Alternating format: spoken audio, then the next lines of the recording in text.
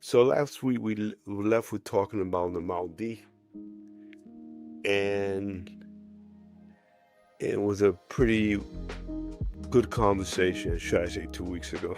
It wasn't last week; it was 2 weeks ago.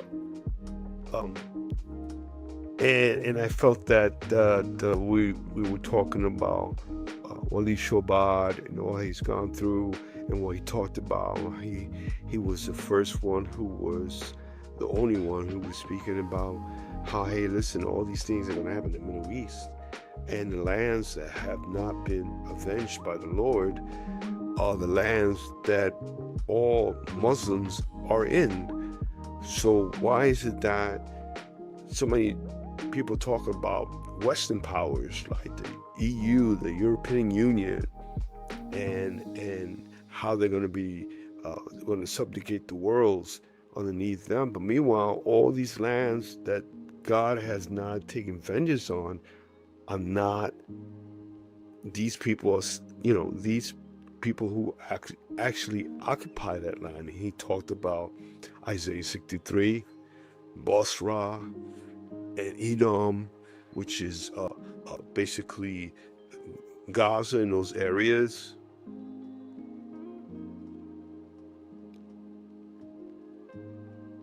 Hey, Frankie. And so we were talking about what we talked about, 2 weeks ago, I believe.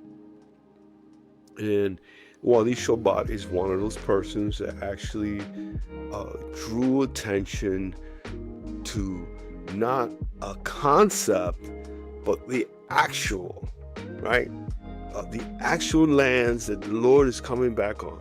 The actual land he's taking vengeance on the populous people that lived in that area and who exist today, because things that didn't transpire, things that were not fulfilled prophetically are going to be fulfilled in the end of days, right? I was just recently reading Daniel, I believe it's Daniel 10, and talking about how he saw the Ancient of Days, and how he also saw the Son of Man uh, go to the Ancient of Days. So we have the Father, and we have the pre-incarnate Christ coming to the Father. But there, he saw two thrones. He saw thrones. He saw thrones. The Bible says in Daniel, and it's a powerful thing. But we also know in the book of Daniel, if you put the book of Daniel, this couple of pages towards the middle, and you put it right in front of, say, the book of Revelations, they actually communicate. Yes. The book of Daniel, Yeah. in fact, the book of Daniel is terrifying for rabbinical Jew. Why is it terrifying? Why? Because it talks about, it's a book that came out, I don't know how long ago, but it was called the two powers of in heaven, right? It's called the two powers in heaven, right? And what it basically talks about is Daniel and other prophets that talk about how they saw the Lord in a gown and his train filled the temple. I think that was Ezekiel, if not mistaken, right? He talks about that. And I don't know, Frank, yeah, Ezekiel, right? And Daniel talks about how he saw the Ancients of Days and he saw thrones. You know, when you say a throne, he saw a throne. He saw a Son of Man on one of these thrones. You know, when he says Son of Man, when you ever say Son of Man, it talks about the son of who? The son of Adam, a son of Adam. So we are sons of Adam, right? Right? We're made out of flesh. We have eyes, we have nose, we have lips, we have legs, we have arms, torsos. We are sons of Adam. So we're sons of man, right? And so, talking about that, It also talks about in Isaiah 6:3, which is powerful. And it talks about God walking. He's walking from Basra. And the prophet is talking to God himself, or the pre-incarnate Christ, asking him where he's coming from. He tells him, hey, listen, I've come from Basra, from Edom, and I took my vengeance on these people, and their lifeblood went upon my garments, and his garments were soiled. That's what. Yeah, that's where you were showing that video. Yeah, yeah, Right? yeah, exactly. And so, my wife loves that video, by the way. And it's so vivid.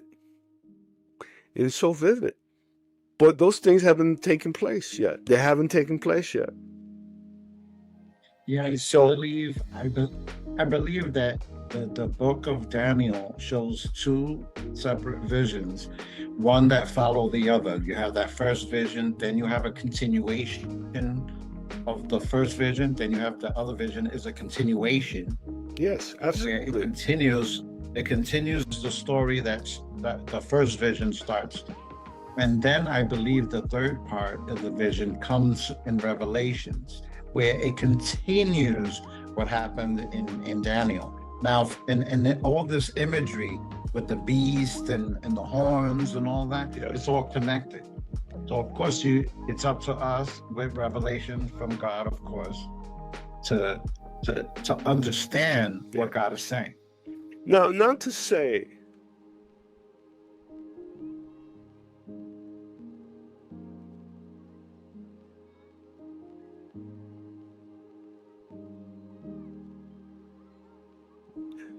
I don't see you, Brian. But not to say that not all things are taking place, right? So we see the beast in Daniel, and then you see in Revelation the actual what happens, what takes place. Because remember, in the book of Daniel, it says, Daniel says, what's going to take place? What's going to happen? Right? He tells the angel, and the angel says, it's not for you to know at this time. It's not your time. Revelation is the continuation of that revelation in Daniel, where we actually find out, where we actually know what transpired. And this comes from John, the Apostle John. You understand? And there's no correlation there. There's no cahoot. They're not in cahoots. One is from both from Second Temple.